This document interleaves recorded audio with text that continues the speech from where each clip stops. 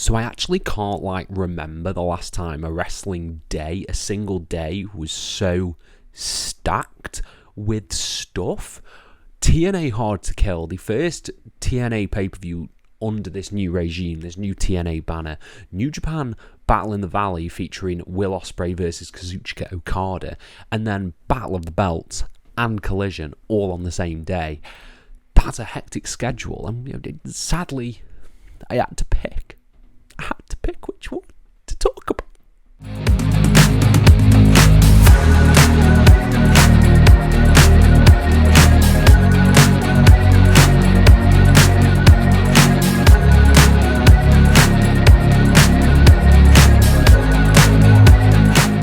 Hello and welcome to FTTR. I am Hugh McQuaid, and today we are talking about the first inaugural edition, show, rebrand, TNA Hard To Kill. TNA is back, and this is the first pay-per-view under the TNA banner in years. I can't remember the exact amount of years. I want to say it's a while, nearly a decade maybe, since TNA was a thing.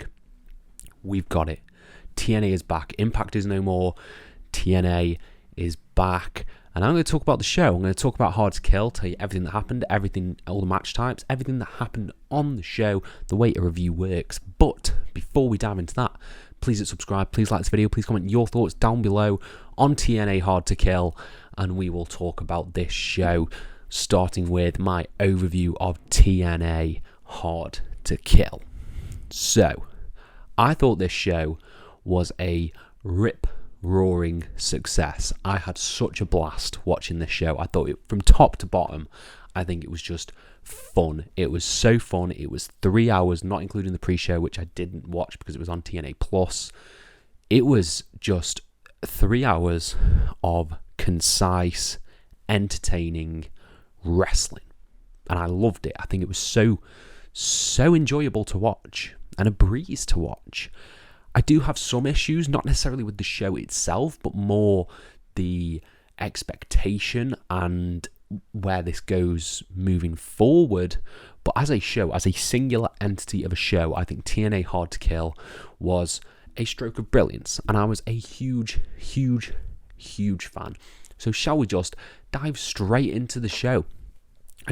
As I said, I didn't watch the pre-show stuff that was available on TNA Plus, because I haven't got TNA Plus, because there's a lot of wrestling subscription services and you've got to pick and choose, sadly. And I do not have TNA Plus, unfortunately. But we'll see moving forward. Maybe I will switch it up and have a look at TNA when the weekly show gets airing. So I didn't see any of that stuff. Mine main card started off with a great video package with Eric Young, starting off Hard To Kill, a great speech, clips of past TNA, current TNA, and all the stars that are going to be on this show. He came out, it transitioned from video into the live feed, and I thought that was awesome. And then we got straight into the action with the Knockouts Ultimate X match, as Tasha Steelz took on Giselle Shaw, took on Alicia Edwards, took on Jody Threat, took on Dani Luna, took on Xia Brookside. Wow, that is a stacked old Ultimate X match, and I thought this match was so good. I really enjoyed this.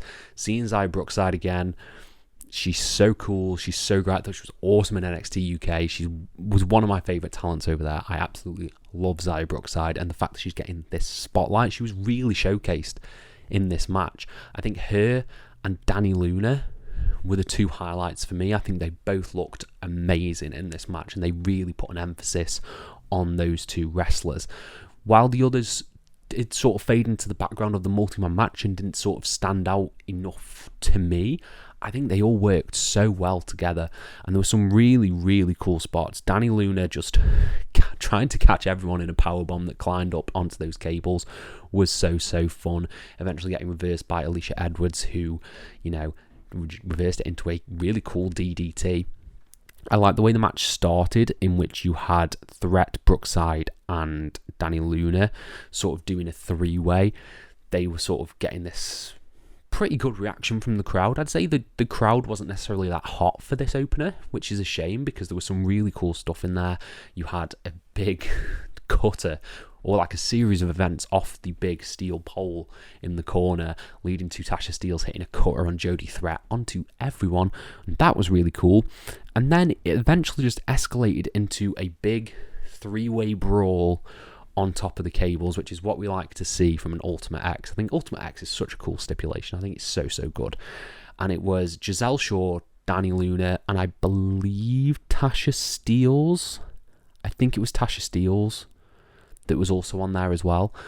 And they just were struggling to reach this X and unhook it. Dani Luna was the first to fall, and then Giselle Shaw eventually knocked off Tasha and pulled down the X and won. And Giselle Shaw has now got a shot at the Impact Knockouts champ. Wow, I've done it already. The TNA Knockouts Championship. Really cool. I love Giselle Shaw. I think she's great. I think she's going to be really, really good, especially with the outcome of the Knockouts Championship match. I think that's a really interesting matchup. I can't wait to see those dynamics. This was a really, really fun way to open Hard to Kill. Then we got a short AJ Francis promo from something that happened on the pre-show where he debuted a music video and got into it with Joe Hendry. That was all fun-ish. We'll see. Then we got Dirty Dango versus PCO. Now, in terms of matches, this is probably my least favourite match. This felt like an angle on an episode of TNA. It wasn't bad. I'm not going to say it's like bad or ruin the show or anything for me, but essentially it was Dirty Dango comes out and PCO comes out with a really cool entrance, Frankenstein-esque entrance, which I thought was sick. They have probably like 90 seconds of an actual match before I'm blanking on Alpha Bravo. Alpha Bravo comes in and causes a disqualification. Just literally in front of the ref, causes a disqualification. And then we get Rhino coming out to assist PCO, which, fair enough. And then Santino Marella comes down and says this is going to be a 6-man tag team match. It will be Alpha Bravo teaming with the former Vladimir Kozlov. So I'm going to try and pronounce his name now. It is... I've written it down. Have I? Oleg Proteus, I believe is his name. Yes? Vladimir Kozlov. Yes? Okay. We've got that. And Dirty Dango, those three taking on the team of Rhino, PCO, and Jake something as the mystery man. And then it got really cool. It was a fun 6-man tag team match. Alpha Bravo was like the comedy guy who got all the moves hit on him. PCO just doing terrifying spot after terrifying spot. He hit a dive on Dirty Dango where I thought he nearly broke his neck. He hit a moonsault where I thought he was going to break his neck. And then he hit his sort of swanton bomb, seems too kind for it, on the apron, which again looked really nasty, and I was scared that he might die at any moment. That's just PCO though. I think at this point, from every PCO match that I've seen, that is what he does. And yeah, this eventually ended with all three of the babyfaces hitting their big moves on Alpha Bravo for the win, send the crowd home happy. Yeah, this was fine. This was completely fine. It wasn't anything like offensive or anything like that. Didn't need to be on the show, but hey, it was fun. It was fun. Then we got MK Ultra, Masha Slamovich and Killer Kelly coming down for a seemingly impromptu Knockouts tag team title match. And yeah, okay, I'm down for that. I really like these two. I think they're great. Their dog collar match was awesome. I'm a big fan of these.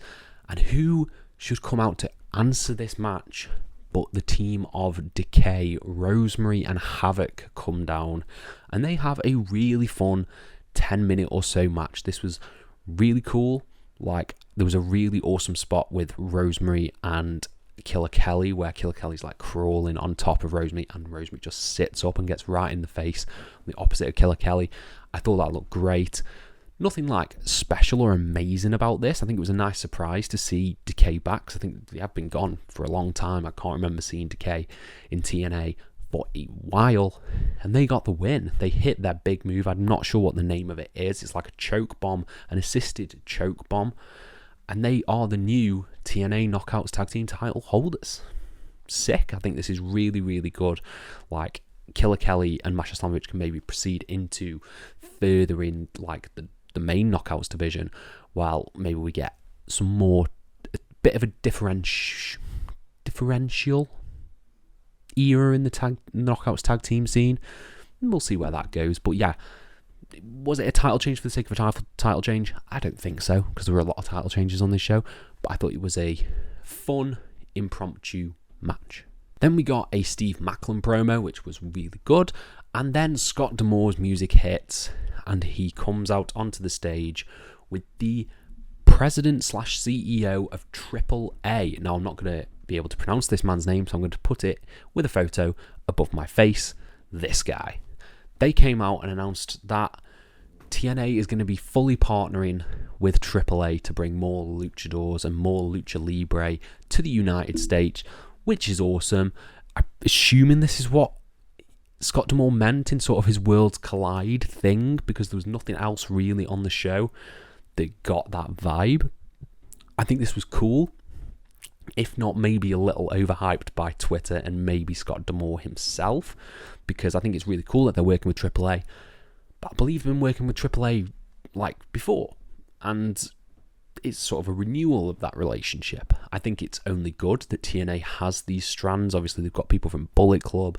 They now have like Vikingo showing up on the shows. That they have the relationship with other promotions. But maybe it was a little bit overhyped. But I thought it was awesome, and I thought it led really well into the next match, which was for the X Division Championship, a three-way between Kushida, Chris Sabin, and El Hijo del Vikingo.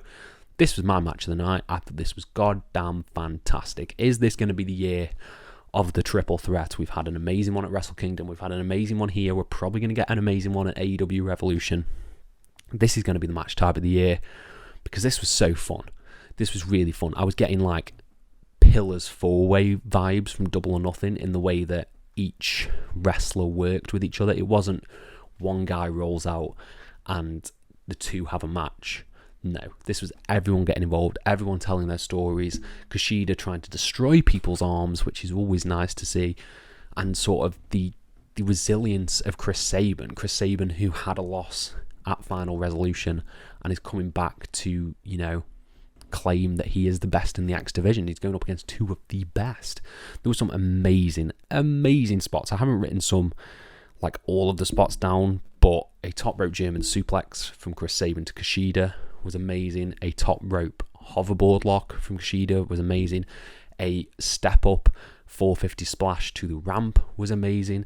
A springboard Canadian Destroyer from Chris Sabin to Vikingo was amazing, and it just kept on going. This was so fun, and I really liked the finish. The finish was Kushida was up for the cradle shock. Chris Sabin's finish tried to lock in the hoverboard lock, but Chris Sabin just overpowered Kushida, hit the cradle shock for the 1-2-3, and retained the X Division Championship. Awesome match. This is one I would highly recommend you go out of your way to see, because it is goddamn fantastic. So something that I've not actually spoken about yet, but I'll speak about now because the X Division Championship was there. The redesigned belts are gorgeous. I think they are fantastic, particularly the X Division one. I really love the look of the X Division title and the Knockouts Championship as well. They are probably my two favourite redesigns. I think they're beautiful. Really beautiful belts. Just needed to say that, essentially. They're cool belts. Next up, we got Alex Hammerstone taking on Josh Alexander in what was another really great match. This was probably like my second favourite match of the show. I really loved everything these guys did. Josh Alexander picking apart the legs of Alex Hammerstone. That's going to get difficult. Josh Alexander and Alex Hammerstone. But we'll try. We will prevail. Alexander picking the legs of Hammerstone was really cool, setting up for that ankle lock, and it was ultimately like the leg that failed Hammerstone, but Hammerstone got a lot of offense in, showing his power, showing his physicality, his raw strength in this match, and hitting big move after big move to try and put Alexander away. But ultimately, it wasn't enough. The leg got the better of him, and after Alexander working over the leg and hitting brutal moves, it gives way, which ultimately gives the opportunity for Alexander to sort of take advantage, and he hit his big sort of underhook driller move. I can't remember the name of it. I'm so sorry. Casual TNA fan here. Hit his big driller on the for the win on Alex Hammerstone, I think it was great. One of my favourite spots, actually, that I will talk about, as I've just seen it in my notes, was the no-sell of the elbow strike from Hammerstone, where Alexander just elbows him and Hammerstone blocks it with his head. That was sick. That was so cool. But yeah, Josh Alexander picks up the win. I think we're going to see more of Alex Hammerstone in TNA. I think he's such a good star. He's so cool, and sort of the look that he's got fits really well with TNA. I'd be shocked if he doesn't sign a deal with them. But yeah, great match, and I was just a big fan of this. This was really different from the other matches on the show for me. Then we got just non-stop action in the 4-way tag team match for the TNA tag team titles, as ABC took on the Rascals, took on grizzled young veterans, took on Mike Bailey and Laredo Kid. This was just carnage from start to finish, and I loved it. The Rascals are great, and I think what I liked most about this is that they told a great story in this match of the Rascals and ABC. They have their history. They wanted this to be a singles match, yet they've got the grizzled young veterans in there and the Franken team of Laredo Kid and Mike Bailey in there as well. And they wanted to go at each other all the time, the Rascals and ABC. But ultimately, they were getting stopped. They were getting blocked by these other two teams who have encroached on their space, on their turf, essentially. And I really liked that. I think Grizzled Young Veterans, you should know by now, are one of my favourite tag teams in the world ever. And them getting to do their dastardly heel stuff like stealing pins, stealing falls, distracting the refs and stuff like that was really cool. Laredo Kid and Mike Bailey got to hit their awesome spots, their high-flying luchador spots, and Mike Bailey hitting his quick kicks and everything like that. But ultimately, it was the story of the Rascals and ABC. The match itself, there were a few unfortunate botches, unfortunately, that do stick out on my mind, like Ace Austin's trip on the ropes was unfortunate, and Laredo Kid's sort of springboard, while with James Drake, was a little bit iffy. But poor James Drake, he just got hit by big move after big move after big move after big move in the final closing stretches of this match. And he didn't get the pin. He didn't get pinned. That ultimately came when it did eventually break down to the Rascals and ABC going at one another. And it was ultimately ABC who got the win, hit their finish. It was great. Really cool. And we'll see if this furthers. We'll see if maybe the Grizzled Young Veterans step up to take on ABC one-on-one. Maybe when Trent Seven's back, Mike Bailey and Trent Seven will go after the tag gold. But there's so much action in the tag team division in TNA. And I think it's arguably the place to go now for tag team wrestling. Like, AEW's tag division has been, unfortunately, sucked into the Jericho vortex. And it's a bit at the moment, because they have probably the best tag team division on the planet. But this, TNA, putting on a big 4-way like this, really showcases their tag team wrestling, and I'm a big fan of all the teams that were involved in this match. And they put on a banging sprint of a match. Really fun. Next up, we got the big match for the TNA Knockouts Championship, as Jordan Grace took on the champion Trinity. I really enjoyed this. I think this was so good of Trinity trying to overcome the power of Jordan Grace. I think it's basically what the story was, is the power of Jordan Grace and the resilience of Jordan Grace was just getting the best of Trinity in this regard. They put on some really cool spots. I liked the submission. There was a lot of submission-based offense in here. Trinity kept trying to lock in his sort of Ring of Saturn submission move, and Jordan Grace was just powering up and powering out of that constantly. Jordan Grace playing a little bit of the heel, doing like the odd kick to the face while Trinity was on the ropes, but not ultimately the full heel. This was more like sort of face versus face. And yeah, they put on a really fun encounter here. And it was Jordan Grace who ultimately got the win with the Juggernaut Bomb on Trinity. I really enjoyed this. I think it was such a good match. And the only issue that I have with this is that I feel like maybe they were running out of time, because they didn't give Jordan Grace a chance to like celebrate or anything after winning the belt. They immediately cut to Matthew Raywalt and Tom Hannafin in the the stands doing commentary, which fair enough, but sort of give Jordynne Grace a moment. She's won the title.